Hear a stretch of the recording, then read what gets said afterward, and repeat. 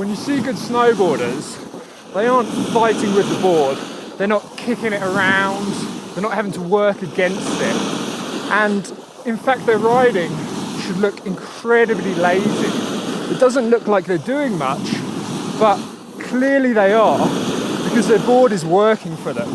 It's gripping and it's pulling them through the arc of the turn, and they're clearly in control. And the way that they're able to ride like this is simply because they're getting their weight in the right place. And it's by getting your weight in the right place that you're able to really ride effortlessly, which is what this video is going to be all about. So I'm going to talk about what is the right place for your weight, how you get it there, and when in the turn you put it there. So let me just cruise on down here a little bit further.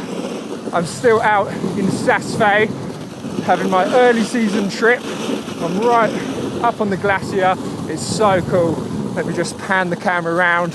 You can see all this incredible ice stacked up over the cliffs behind me. Really, really cool place. So, back to the tutorial. To ride effortlessly, to ride lazily, to get the board to work for you, you kind of need three things in your locker. The first thing is pretty good edge control, so you can do this. Get the board to grip and travel across the slope without skidding out.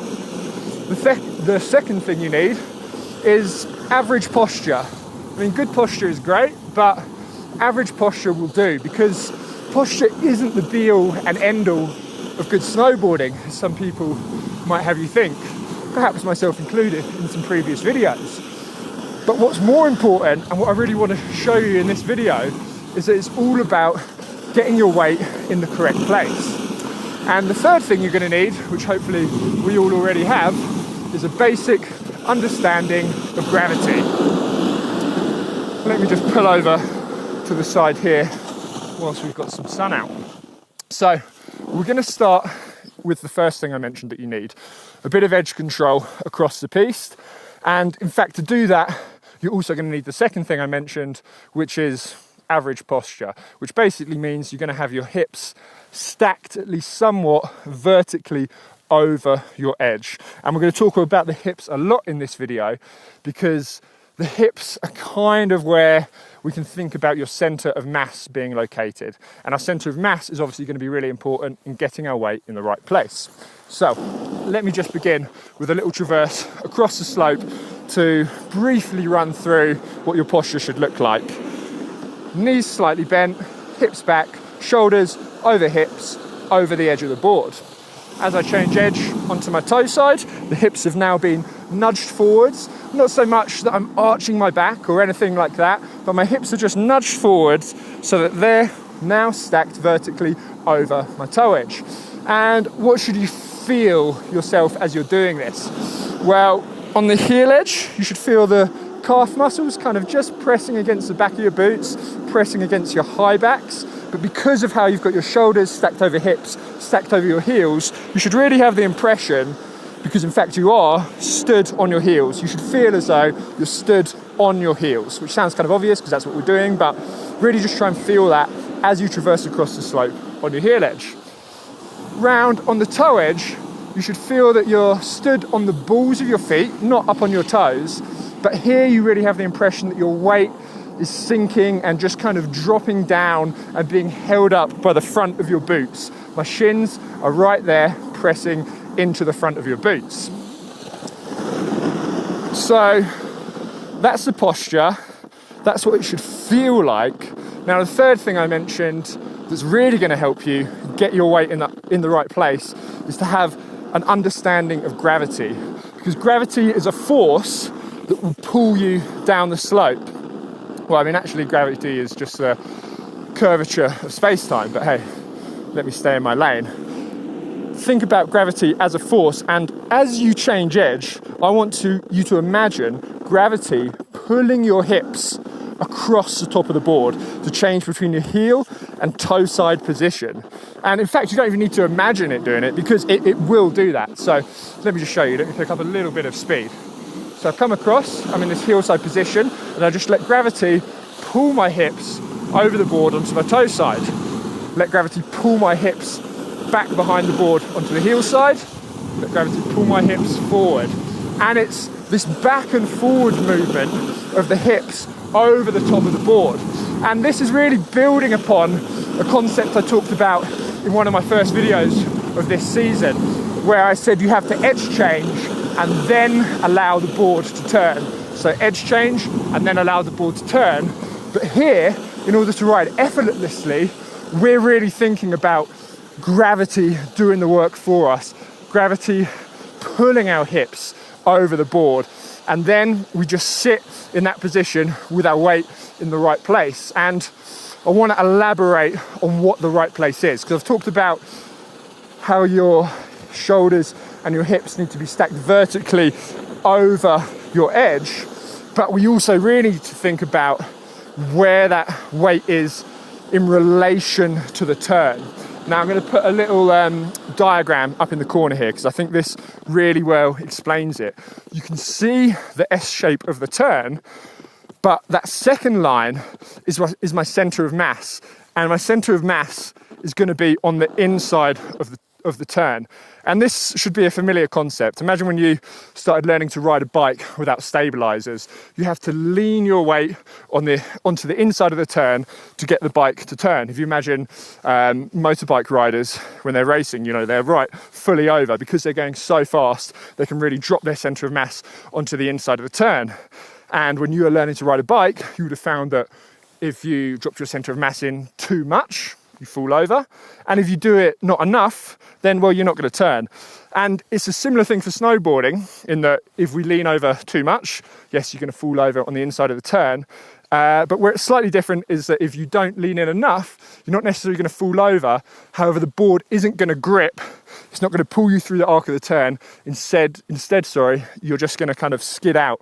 So it's all about getting your weight in that sweet spot on the inside of the turn, where the board then grips and pulls you through the arc of the turn. And this is where it's a bit of a balancing act, and it's going to change, because if you're going very slowly, if I'm just cruising on a flat, I barely have to put my center of mass on the inside of the turn. And that's actually why people struggle riding flats a lot, because it's the same movement, but it's barely there at all. It's difficult to get it right. As you start picking up more speed, it's easier to then rock your weight on the inside of the turn. So I'm just going to do a few turns and just have a look at that diagram. I'll pop it back up there and see how my center of mass is on the inside of the turn. And it's gravity that pulls it over at the edge change right here. So I'm going quite slow now, so this is going to be a small movement. But now, as the slope gets steeper here, I'm just going to allow myself to kind of fall over the board at the edge change. It's almost like a trust exercise. Fall over the board, and right there, that's my centre of mass crossing over the board at the edge change. And really focus on this movement coming from the hips, passing back and forwards over the board, right there at every edge change. Let me just come round over to the side here. What a gorgeous day. It is lovely. So, now you might be thinking, okay, just pass your weight over the board, but how is this going to tie in with some of the stuff that I've talked about in my other videos, like independent knee steering? Because you might be thinking, yeah, just moving your center of mass over the board is fine for these kind of lazy big carve turns, but how is it going to work if we want to do shorter, tighter turns for steeper slopes? Well, you can still imagine the same concept, but what I'm going to do is imagine that I've split you down the middle in half. So we now have front hip and back hip, and we can simply let gravity to pull our front hip in across the slope first, and then it will be followed by the back hip. And I'll post a bunch of videos down below. I've got my sort of older video, which is kind of like the Bible on this movement. Oh, I shouldn't say that. It's the the ultimate guide on this movement of knee steering that really explains it. And I've got other videos about different drills. I've got my ski pole drill. I've got the flag pole drill that I posted recently, which is all about getting this same movement.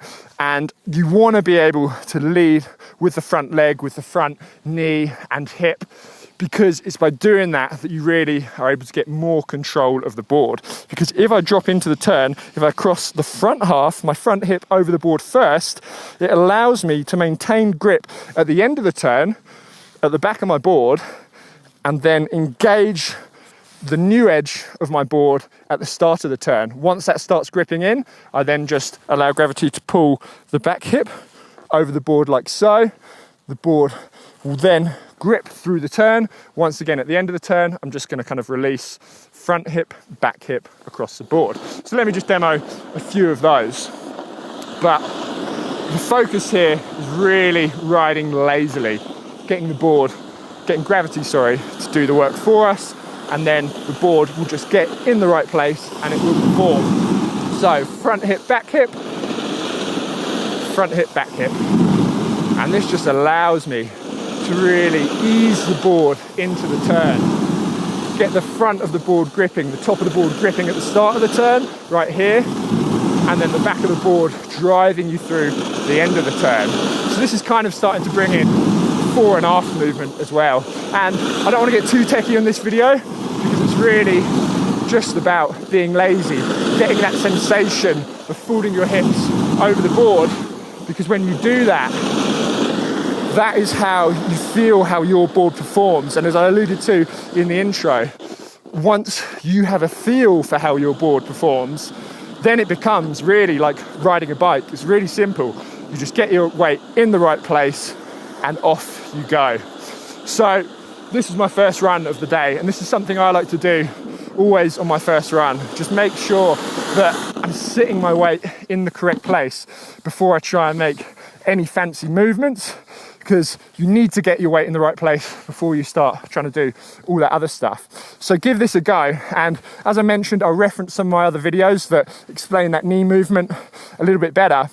And it's not got a huge amount of views because it's very, very techie, but I also have a video on short turns, which is what you'd need for riding the steeps. But it also really goes over this movement of the weight shift, but also in relation to the front foot, back foot, front knee, back knee steering that you want to do that creates torsional twists upon the board, and what that can do to really give you nice grippy turns.